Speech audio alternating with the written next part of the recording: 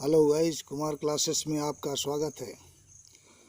आज प्रीपोजिशन के सीरीज में मैं आपको अति आवश्यक और लगभग एग्ज़ाम में आने वाले प्रीपोजिशन के बारे में बताऊंगा। तो आज इस सीरीज में डाई के साथ डाई के साथ यूज होने वाले प्रीपोजिशन के बारे में मैं अपना विचार शेयर करना चाहूँगा। आशा है आपको इससे लाभ मिलेगा। Let's get started. तो जनरली डाई के साथ थ्री प्रीपोजिशंस का यूज करते हैं, जैसे ऑफ, फ्रॉम और एट। तो ऑफ के बारे में मैं कहना चाहूँगा, यदि किसी की मौत किसी रोग के कारण होता है तो उस अवस्था में हम ऑफ का यूज करते हैं।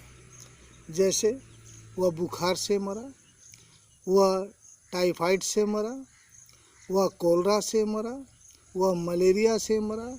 ये डिजीज़ हैं और किसी भी डिजीज़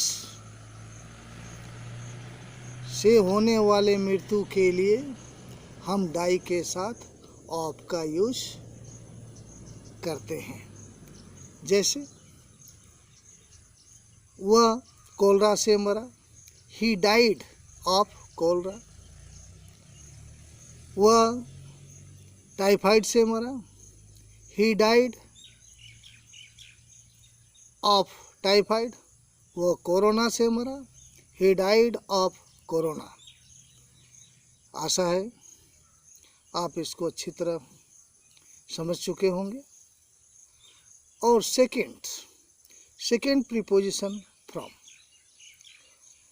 फ्रॉम किसी अन्य कारण से यदि किसी की मृत्यु होती है तो वहाँ हम फ्रॉम का यूज करते हैं।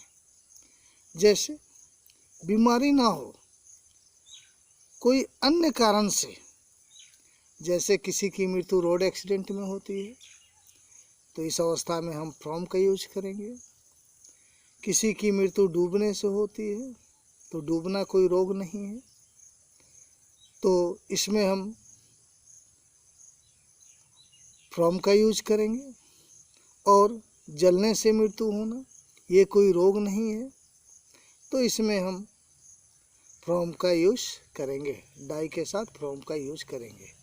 तो गाइस, कहने का अर्थ कि यदि किसी अन्य चीज़ों से, बीमारी के अलावा किसी अन्य चीज़ों से यदि मृत्यु होती है तो हम वहाँ फ्रॉम का यूज करते हैं।